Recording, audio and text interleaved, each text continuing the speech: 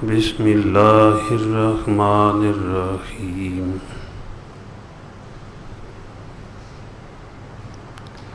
الصابرین والصادقین والقانتین والمنفقین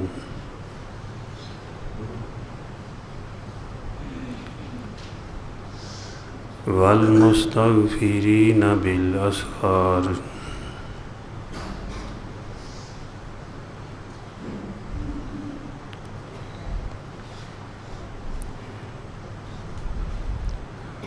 وقال اللہ تعالی قل هو اللہ احد اللہ الصمد لم یلد ولم یولد ولم یکن له کفوا احد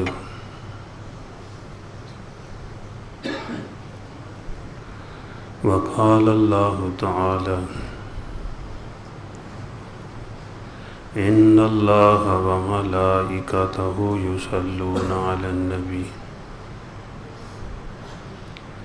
یا ایہا الذین آمنوا صلوا علیہ وسلموا تسلیما اللہم صل علی محمد وعلی آل محمد کما صلیت علی ابراہیم وعلی آل ابراہیم انک حمید مجید اللہم بارک علی محمد وعلی آل محمد کما بارکت علی ابراہیم وعلی آل ابراہیم انک حمید مجید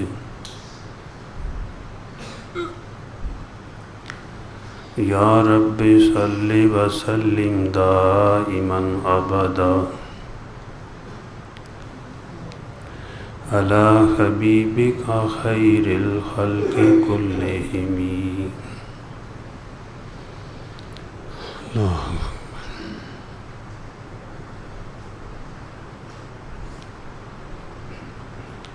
رمضان المبارک الحمدللہ قریب آ چکا ہے اور شعبان کا مہینہ یہ بھی تقریباً آدھا گزر چکا ہے۔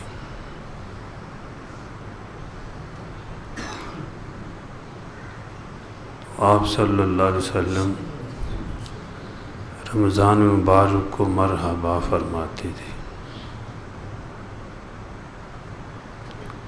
اور اللہ پاک سے دعا فرماتے تھے اور فرمایا کہ شعبان میرا مہینہ ہے اور رمضان المبارک اللہ کا مہینہ ہے،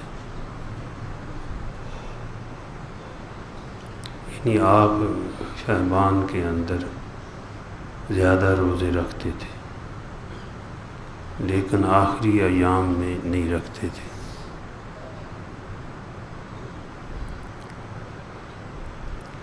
اور اس مہینے کی نسبت آپ صلی اللہ علیہ وسلم نے اپنی طرف فرمائی ہے کہ یہ میرا مہینہ ہے۔ جس چیز کی بھی نسبت آپ صلی اللہ علیہ وسلم سے ہو جائے وہ مبارک ہو جاتی ہے، اس کی شان بڑھ جاتی ہے۔ ایسے ہی جس چیز کی نسبت اللہ جل جلالہ سے ہو جائے کہ یہ بیت اللہ ہے تو اس کی شان زیادہ ہے عام گھروں سے۔ تو ایسے ہی رمضان مبارک کو فرمایا یہ اللہ کا مہینہ ہے، اس میں روزہ فرض کر دیا گیا ہے، اور اس مہینے میں 15 شعبان کا جو دن ہے، رات ہے، حدیث میں کچھ اس کے فضائل معلوم ہوتے ہیں۔ بعض نے روزہ رکھنا مستحب فرمایا ہے کہ 15 شعبان کو روزہ رکھ لیے جائے، لیکن یہ بھی فرمایا جیسے شعبان کے دوسرے دنوں میں روزہ رکھنا ایک ثواب ہے، اسی طرح 15 شعبان کو بھی روزہ رکھنا ثواب ہے۔ جیسے ایام 20 یہ 14، 15 اور 16 کا روزہ رکھنا ایک سنت ہے، مستحب ہے۔ آپ صلی اللہ علیہ وسلم پیر کو روزہ رکھتے تھے، جمعرات کو رکھتے تھے، کبھی کبھی آپ لگاتار روزے رکھتے تھے نفلی، اور کبھی کبھی آپ بالکل چھوڑ دیتے تھے۔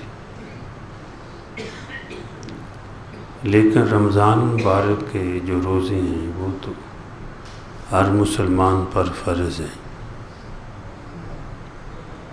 اگر کوئی شرعی عذر کے بغیر نہیں رکھتا تو کبیرہ گناہ ہے۔ تو 15 شعبان کی رات کے فضائل میں ایک یہ بھی ہے، فرمایا کہ بنی کلب کی بکریوں کے بالوں کے برابر اللہ جل جلالہ گناہ گاروں کو معاف فرماتے ہیں۔ یہ ایک قبیلہ تھا جس کے پاس بڑی بکریاں تھیں، تو پھر ان کے بال کتنے ہوں گے؟ مطلب تو یہ ہے کہ اللہ جل جلالہ اس رات میں بہت زیادہ مغفرت فرماتی، لیکن کچھ آدمی ایسے ہیں جن کی بخشش لیلۃ القدر میں بھی، شب برات میں بھی نہیں ہوتی۔ اس میں ایک یہ ہے کہ جو دل میں کینہ رکھنے والا ہے، دل کے اندر دشمنی بلا کسی وجہ سے، جب کینہ ہوتا ہے تو جس کے بارے میں کینہ ہوتا ہے اس کی نیکیاں بھی نظر نہیں آتی، بلکہ بعض دفعہ تو اس کی نیکیوں کو بھی آدمی غلط سمجھتا ہے جب دل میں دشمنی ہو۔ ایک فرمایا کہ جس کے دل میں کسی کا کینہ دشمنی ہو، بس خواہ مخواہ الجھا ہوا ہے، تو ایسے آدمی کی بھی فرمایا بخشش نہیں ہوتی۔ آپ صلی اللہ علیہ وسلم ایک مرتبہ تشریف فرما تھے، صحابہ کرام بھی بیٹھے ہوئے تھے، تو ایک صحابی آئے، انہوں نے وضو کیا ہوا، بائیں ہاتھ میں اپنے جوتے پکڑے ہوئے اور رکھے جا رہے تھے، تو آپ نے فرمایا جس نے جنتی دیکھنا ہو اس شخص کو دیکھ لے۔ تو صحابہ کرام نے دیکھا بھئی جنتی شخص جا رہا ہے، حضور صلی اللہ علیہ وسلم فرما رہے ہیں۔ پھر دوسرے دن ہی ایسا ہوا کہ وہ وضو فرما کے صحابی ہاتھ میں، بائیں ہاتھ میں جوتے پکڑنا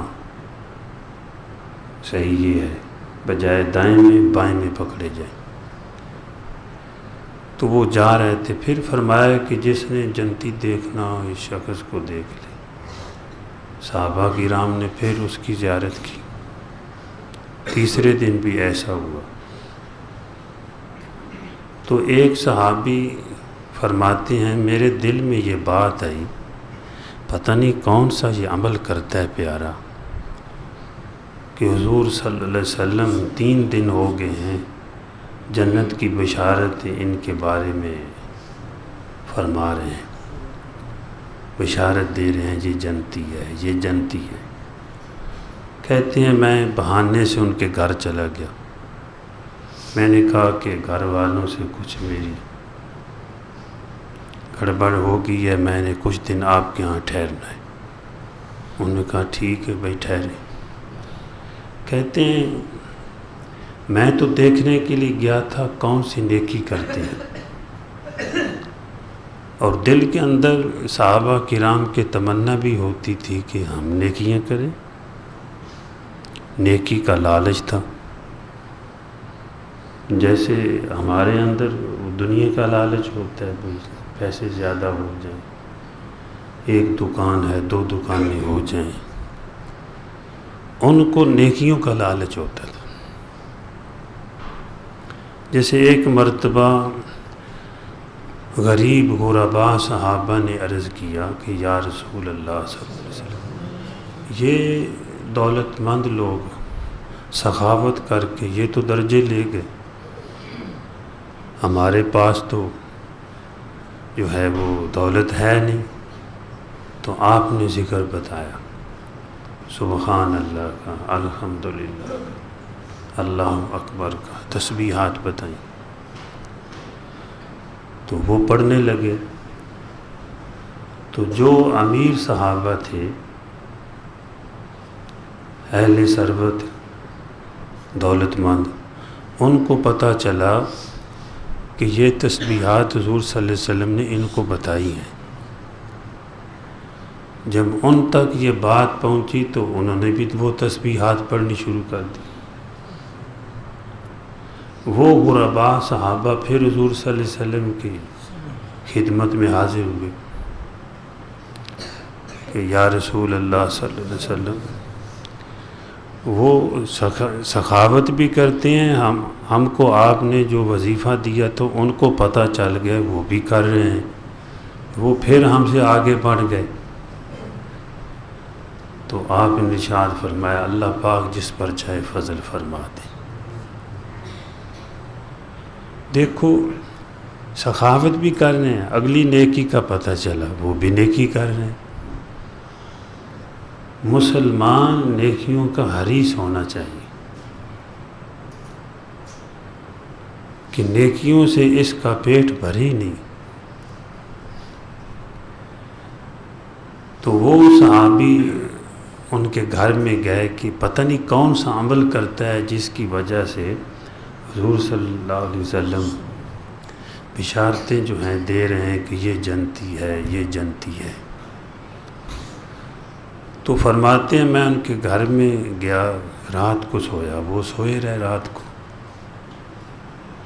بس عشاء کی نماز پڑھی، فجر کی نماز پڑھی، اپنا کام کاج کر رہے ہیں۔ رات کو کسی وقت ان کی آنکھ کھلتی تو اللہ کی بڑائی بیان کرتے، جب کبھی جاگ آتی کلمہ پڑھ لیتے، اللہ کی بڑائی بیان کرتے۔ وہ فرماتے میں نے یہی عمل دیکھا، 3 دن ہو گئے کہ کوئی خاص عمل کرتے ہوں۔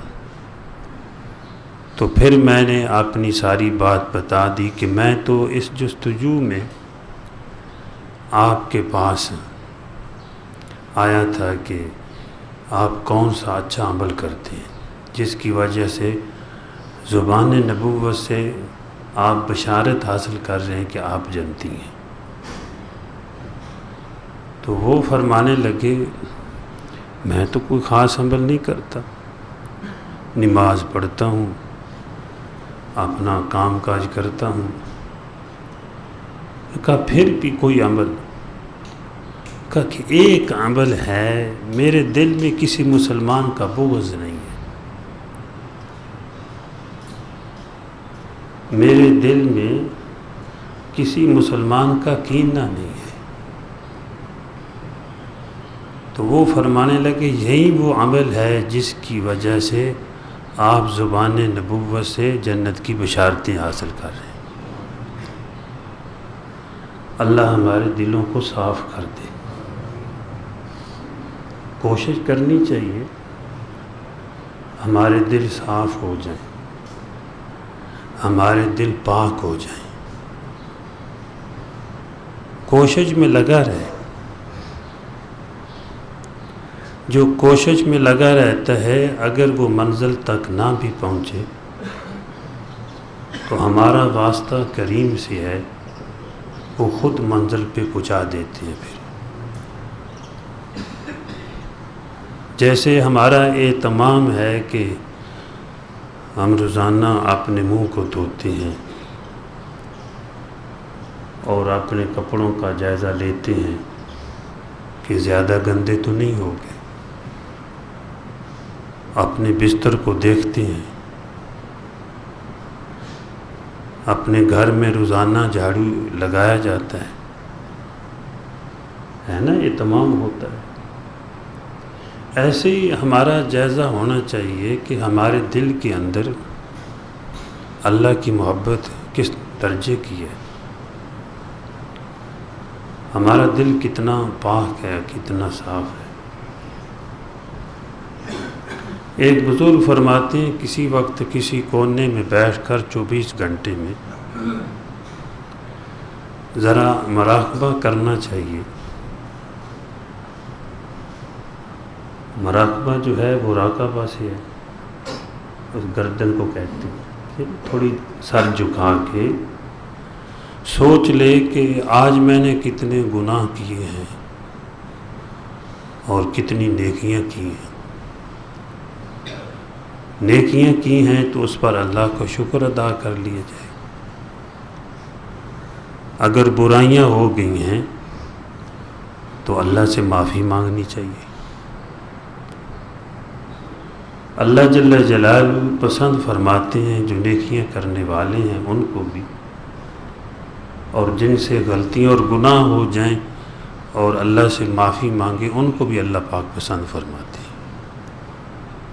دونوں کو اللہ پاک اپنا محبوب بناتے ہیں۔ تو بزرگ فرماتے ہیں بھی کسی وقت اپنا جائزہ لینا چاہیے۔ اگر دل کے اندر کسی کی دشمنی ہے، کینہ ہے، کوشش کرے دور ہو جائے، اور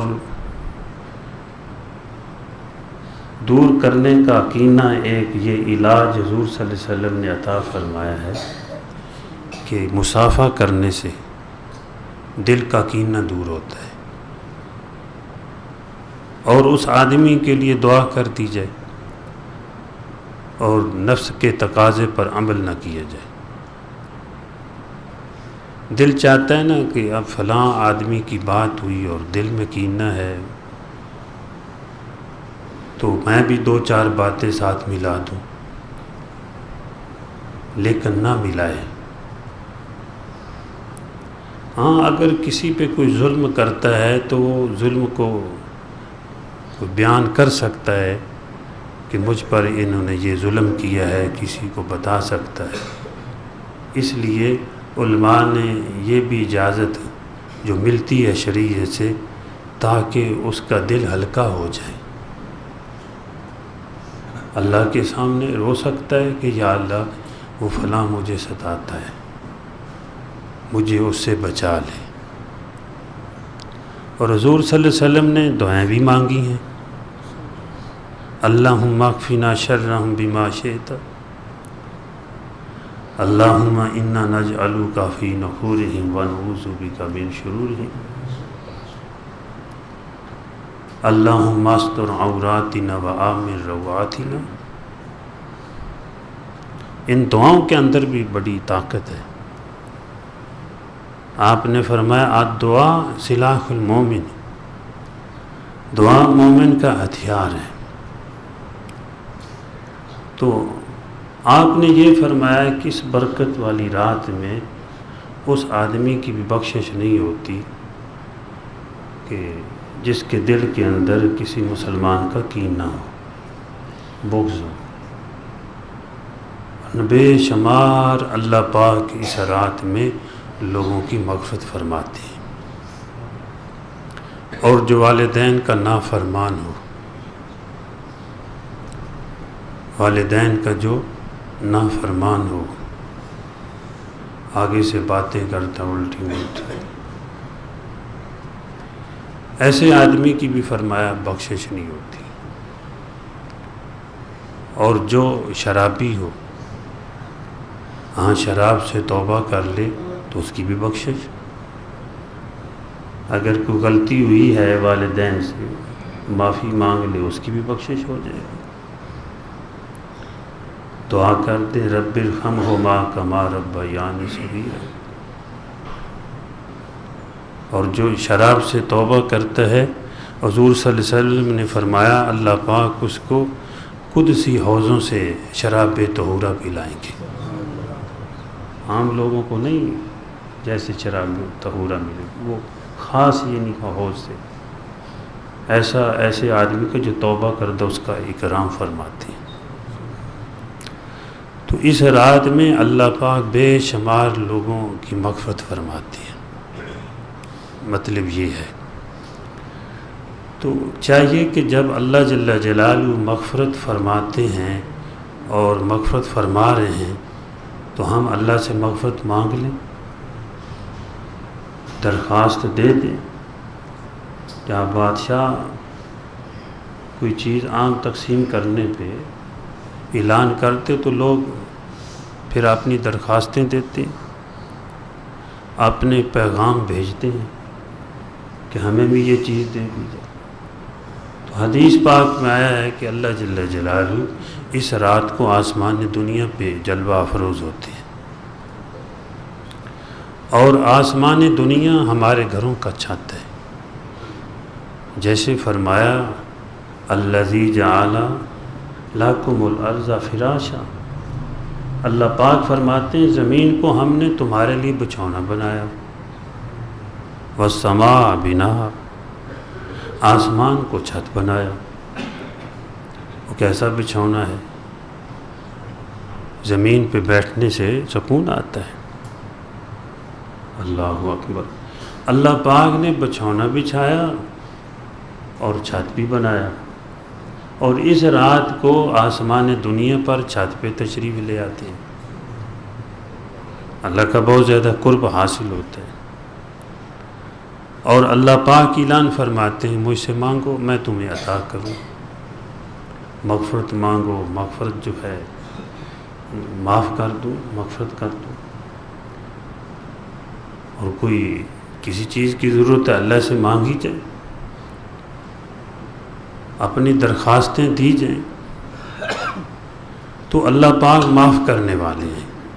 تو ساری رات اللہ پاک جو ہے بخشش کے لیے آسمان دنیا پہ، ہمارے گھروں کے چھت پہ، اس بچھونے کے چھت پہ آ جاتے ہیں۔ تو حکیم الامت مولانا اشرف علی تھانوی رحمۃ اللہ علیہ فرماتے ہیں کہ کتنی بے وفائی ہے کہ دانے دینے والا گھر آ جائے، ہماری چھتوں پہ آ جائے، ہم مانگیں نہیں۔ تو ہمیں چاہیے کچھ نہ کچھ مانگ لینا چاہیے۔ چلو 15 منٹ سے 10 منٹ، آدھا گھنٹہ، ساری رات کوئی نہیں جاگ سکتا تو نہ سے مغرب کی نماز جماعت سے پڑھے، عشاء کی نماز جماعت سے پڑھے، چلو تھوڑی دیر بعد بستر پہ ہی بیٹھ کر اللہ سے مانگ لے، تسبیحات فاطمی پڑھ لے، اگر کچھ نفلوں کی توفیق ہو جائے وہ پڑھ لے، سورتیں پڑھ لے، تہجد پڑھ لے، چلو یہ بھی نہیں فجر کی نماز پھر جماعت سے پڑھ لے۔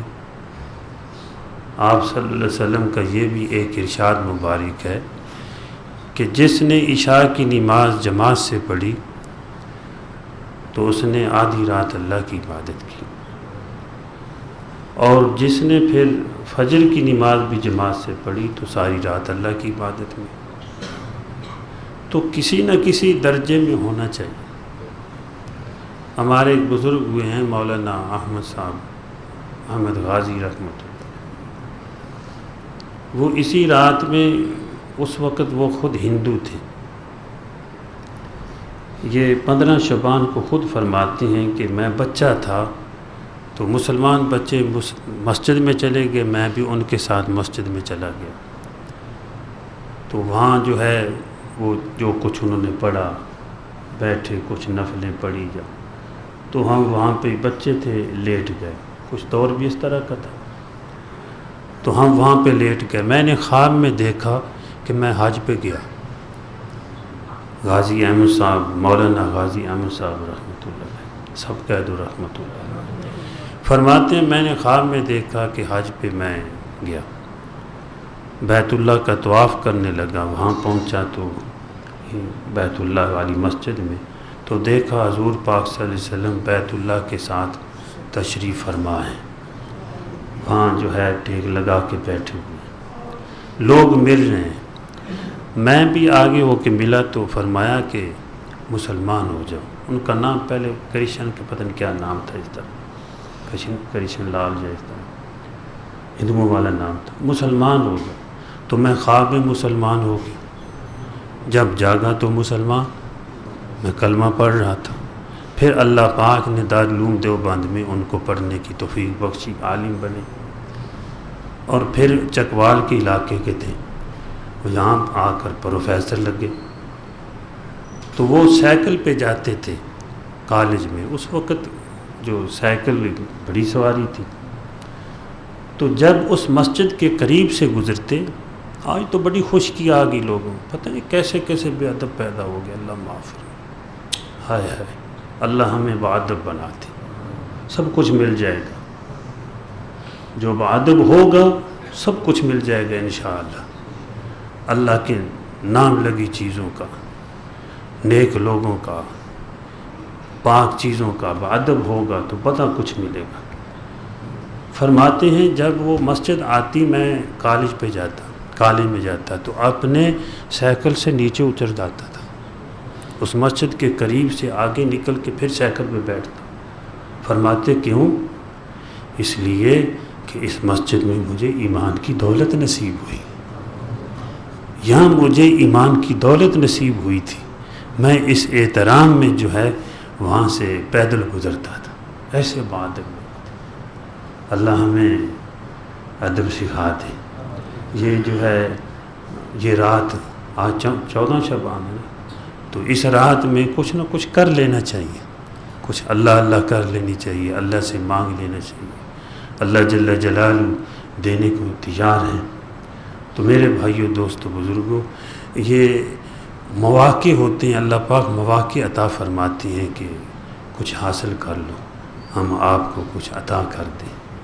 تو اللہ پاک مجھے بھی اور آپ کو بھی، بلکہ پوری دنیا کے مسلمانوں کو عمل کی توفیق عطا فرمائے۔